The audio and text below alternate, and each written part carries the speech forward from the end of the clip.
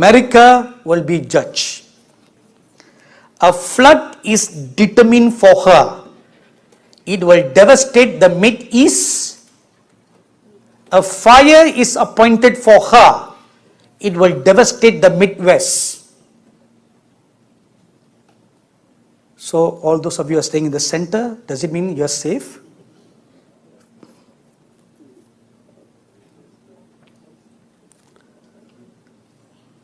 A flood is for the Mid-East and a fire for the Midwest. Then it was after this the Lord called me, come forward. And then he said, I want you to go to America and warn them. Now listen carefully. Warn them of the judgment coming upon them if they choose the wrong president. This was spoken way months before the election. All this will come if they choose the wrong president. Then the Lord showed me, referring to Mr. Trump, he should continue for another term. That's the second term. For God's purposes to be done for this nation. This was shown to me even before he was elected in 2016. That God is giving the nation 4 years of grace plus another 4 years reserved if they walk right in the first 4 years. So it was a conditional for an additional 4 years. So how you lived in the first 4 years will determine whether this continues or it doesn't continue. But the plan of God is for this to continue so that the purposes are fulfilled. And then a few days later, after this visitation on the 5th of October 2020, as I was praying at 2:30 in the morning, I saw in a vision 3 powerful prince angels stationed around Mr. Trump. And this is similar to Daniel chapter 11 verse 1, where the angel told the prophet Daniel that he stood with King Darius to strengthen him. Now ponder for a moment. Babylon is not a religious nation, right? It's a pagan nation given to worship of all kinds of idols and entire paganism. Yet,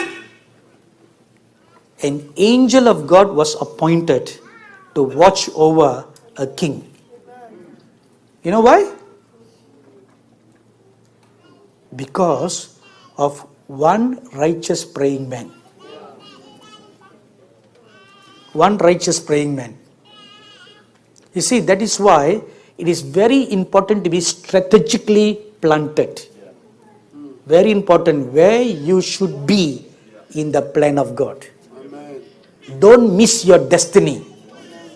You miss your destiny, then gone. Wrong place, wrong timing, you miss your destiny. It will be gone for good. You miss your entire destiny. I once remember reading in one of the books written by Kenneth E. Hagin, where the Lord spoke to him, there are many of my ministers who never even entered into the first phase of my destiny for them, and they died. They never even entered at all. Why? Because they never bother to seek the ways of God. They just presumed that this is the will of God. You presume. Don't go by presumption. No. And don't go just by a peaceful feeling. I feel very peaceful. Wrong. Because when you like something, you will feel peaceful too. Right? So you already like something, you'll feel very happy, peaceful. And then when you pray, definitely you will feel peaceful. Right? Your wicked heart wants the answer that you like. It wants that answer. It doesn't want to accept a no for an answer. So it will keep on knocking and knocking and knocking. Go for third confirmation, fourth confirmation, seventh confirmation. So, being peaceful is not a sure-proof sign. You know what is a sure-proof sign?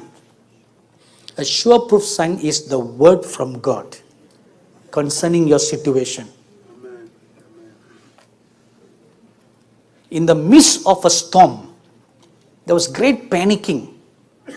The disciples were panicked for their life. In the midst of the storm, the Lord Jesus was sleeping peacefully. Peacefully, because he had a word from God that they should go to the other side. God had already shown him what he was going to do. So the storm is not going to stop him. Amen. He was peaceful in the midst of the storm. He was not peaceful when there was calmness. This is your sign number 1. Witness number 2. In the midst of a storm, an angel of the Lord appeared to the apostle Paul. And he said, Paul, do not fear. You and the men under you will not die. You will all reach safely to the shore. That was the word given by the angel. But you know what happened? They suffered a shipwreck. They suffered a shipwreck and they were all floating in the water for 3 days. But no one died. So there was no peace in the situation, but they had a word from God. So don't go by this wrong notion that the way to determine the will of God is to feel peaceful. Wrong.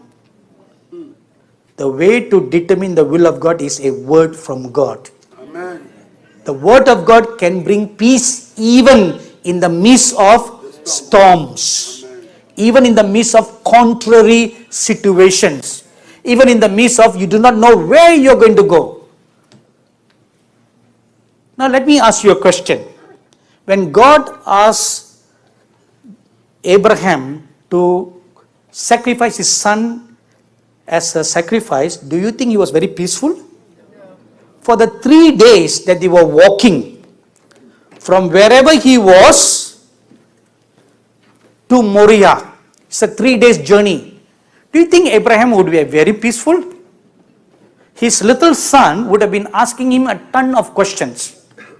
Every day, Abraham will be thinking, oh, 2 more days. After 2 more days, I will no more hear my son. And then the second day, say, 1 more day. My son is going to die. And then when the day comes, he'll say, this is the day. How can he be peaceful? But he had a word from God. So, seek the word of God, not just a peaceful feeling. So, the Lord said, 3 powerful prince angels are stationed. So now I should use the word were stationed. I don't doubt that they are not with Mr. Trump anymore. I don't doubt that. I do believe they are still there, looking after him. Because the purposes are not over yet. Not over yet. So then the Lord said, the angels will strengthen him and he will triumph. Now, I don't understand what that meant. I said it then and I said it again. He will triumph does not mean he will win the elections or he will come back. It doesn't mean that. It may not be. But I must sincerely and truthfully tell you that I do not know what it meant. And the Lord did not explain it either, what it really meant. So I received a lot of big backs after the election. Say, you are a false prophet. You have given a false prophecy. I said, I did not say he is going to win. Like I said in 2016, For absolute sure, I said that. Dr. Bruce and Reshma were in the meeting when I delivered that prophecy, because I was shown in absolute certainty he will be the next president. So I said it publicly in absolute certainty. But this time, I was not shown in absolute certainty except a declaration of the will of God, the purposes of God. This is the will, but you choose. This is the will. But in the first time, it was an automatic appointment. That is why, at the last moment, the balances tipped in Trump's favor in 2016. You all know, right? He was losing. There was no way he could have won against Hillary. But suddenly it tipped. Why? Because God had willed. He will be.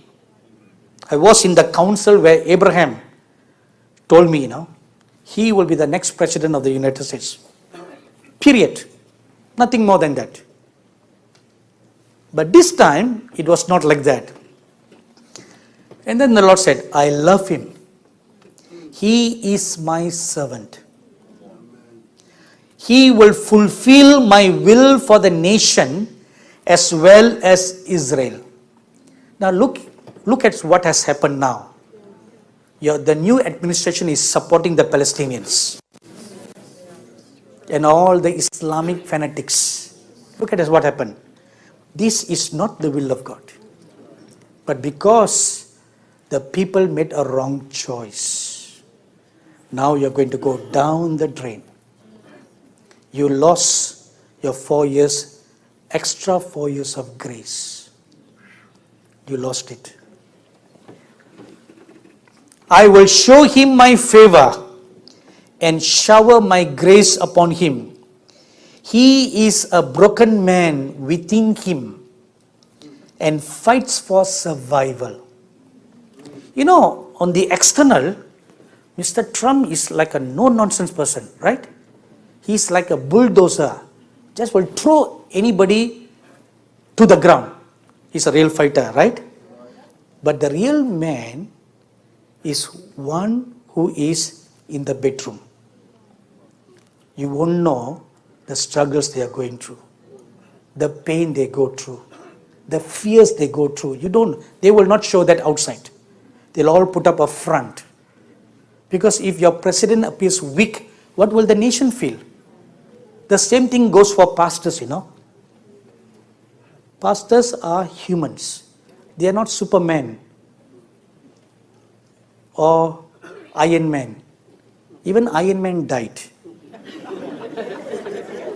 Right? See? It's not so iron after all. Even he died. Even all the Marvel heroes died one by one. Right? See? So why call them superheroes then? There's only one superhero. That's the Lord Jesus Christ. Who died and came back alive. Amen. If the Christians gather in groups, in churches to pray sincerely, we have a wonderful man of God in our midst, Reverend Dr. David White from Moravian Falls. When I gave the word in 2016, he marshaled. How many people did you had in your prayer network? 1,200. That's as far as you knew. It could be more, isn't it? And Pastor David White, he marshaled people to pray for Mr. Trump during the first regime, because the Lord showed me many dangers for his life. He would have been thrown off even during his first regime, if not for the prayers of the saints that really protected him to last through the full term. You'll never know the amount of witches who were fasting and praying. I tell this for absolute sure because it was shown to me by the Lord. They were practically fasting and praying to overthrow Mr. Trump during his first term. But the prayers of the saints protected. So, if the churches, if the Christians gather in groups, in churches to pray sincerely, without prejudice and bias. That's where the problem came. They prayed, but did not pray without prejudice and biasness. This brought the downfall. It's the Christians who brought the downfall, not the gay community, Most of the black churches voted against him. Many evangelical Christian churches voted against him. For the last 1 year, I've been conducting an online Bible study class. So, during the election or before the election, I made an announcement that we should all pray for Mr. Trump and he should come to office for the second term. One student, he wrote me a very nasty email. Said, don't tell us how to vote. You just stay in your own country. What do you know about our American politics? What do you know? How can you say Mr. Trump is a good man? He went on. His entire mail was one of a blast against Mr. Trump. And this guy is a Christian. And he's just a representative of a larger population of evangelical Christians who were against Mr. Trump. You see, the Christians did not pray sincerely without prejudice. In fact, they were praying against him from coming to a second term. That is witchcraft prayers. You know what is worse? Not the witches praying against us, no. It is the Christians praying witchcraft prayers. That is worse than the witches. Because the witches are outside the perimeter of a ring of fire that God's put around a church. So they are outside. But Christians are inside.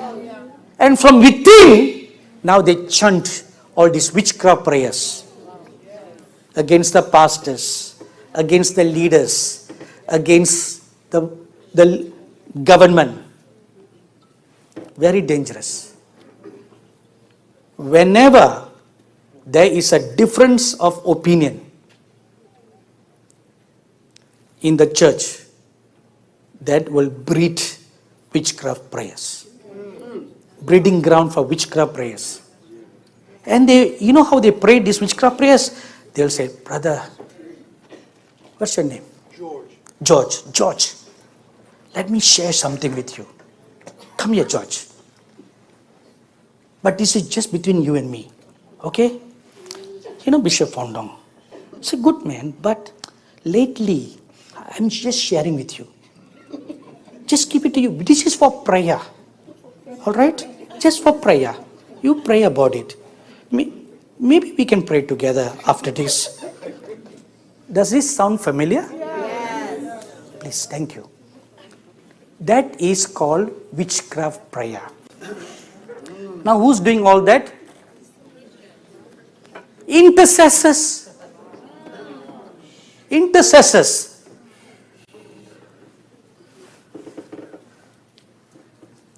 Most intercessors are not really intercessors. Very dangerous. That's why I don't ask people to pray for me, you know. You do not know which witch is there.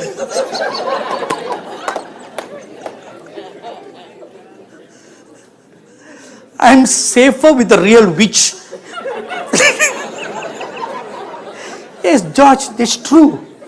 At least the witch, I know she's a witch. But here this witch is a sister. This witch is a brother. Right? So who is dangerous? That witch or this witch? This which is more dangerous, right? They give you a holy kiss. They hug you and kiss you, but the dagger behind the back.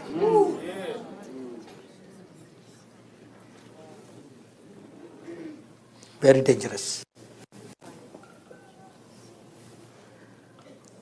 Never do this mistake. Never. If you have a disagreement with your pastor, go and tell the pastor directly. If you think you have a word from the Lord for correction, go and tell the pastor directly, Pastor, this is what I hear. Please do something about it. If he hears, good. If he doesn't hear, praise the Lord. It's not more your problem. If you still disagree, leave quietly. Leave quietly without uttering a single word to anybody. Don't bring a group out. That's very bad. Very bad.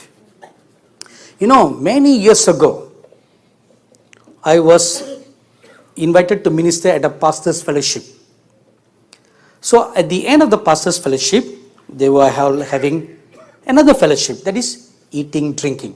That's also called fellowship, you know.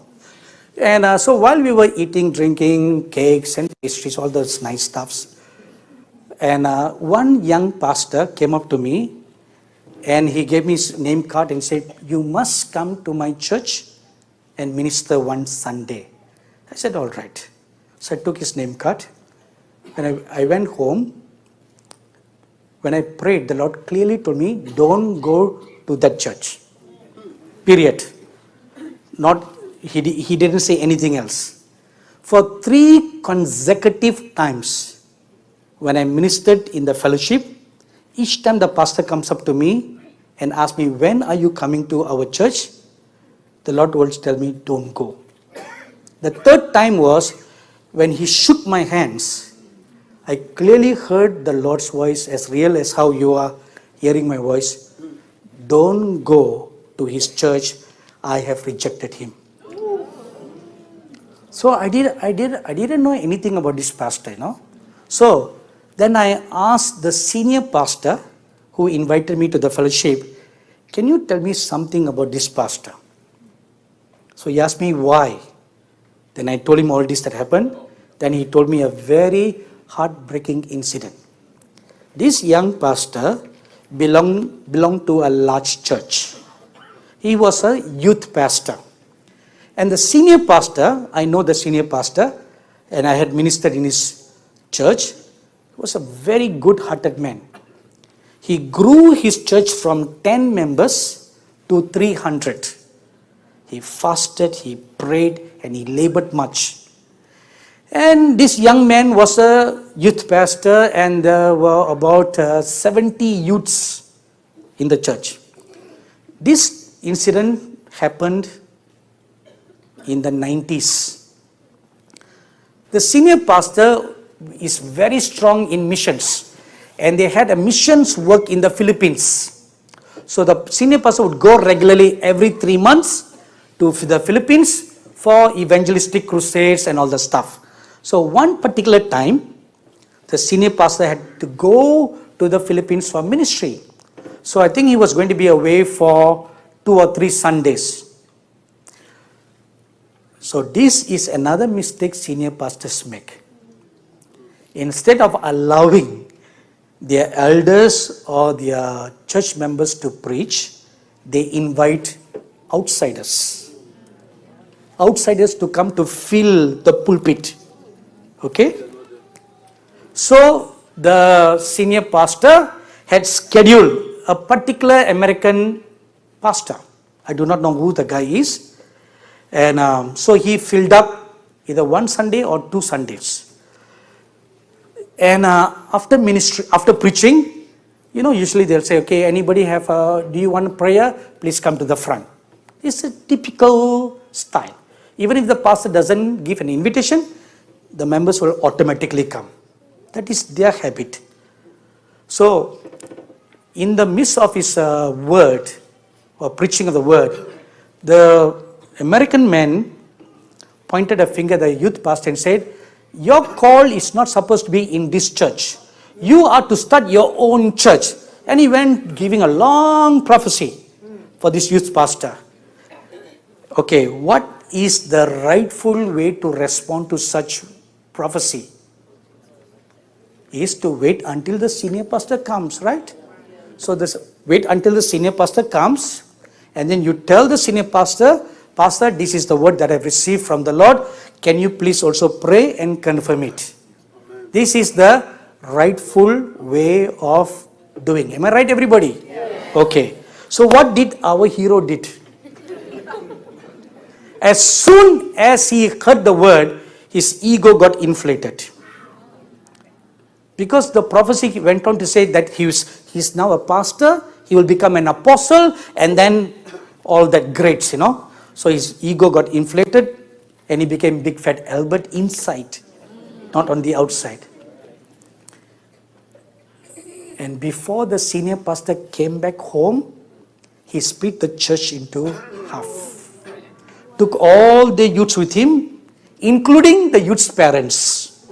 See, when the mother donkey goes, the baby donkey comes along. Right? This is biblical, in Matthew chapter 21. Right? So the reverse is also true. When the baby donkey goes, the mother donkey also goes. So when the children goes, the parents go along. 300-member church. When the pastor came back, there were only 50 people in the church. 50. The pastor became a very broken man and became bitter. Broken man and bitter. How will you feel? You grew a church from nothing to become something, and then when you come back, you find nothing. The pastor became very bitter, and he made a decision he will no more invite any guest speaker to his church. Okay, this is the first part of the story. So then the Lord told me, this young pastor, he has built his church on a foundation of unrighteousness.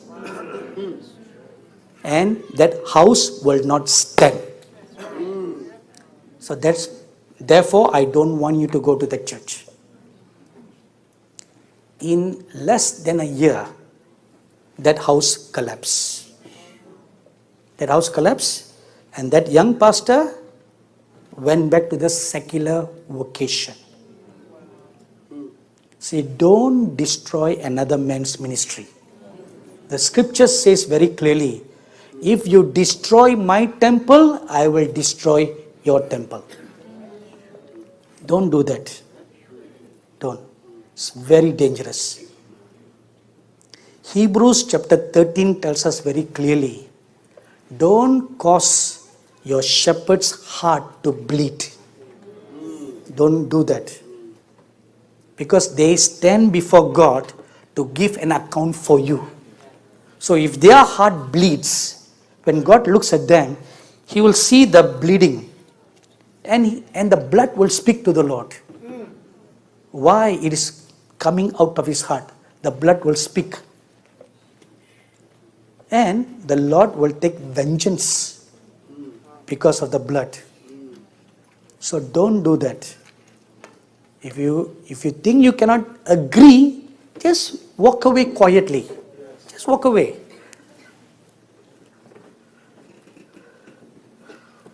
If the Christians gather in groups in churches to pray sincerely without prejudice and bias, then I will push back the enemy's plans to thwart Trump.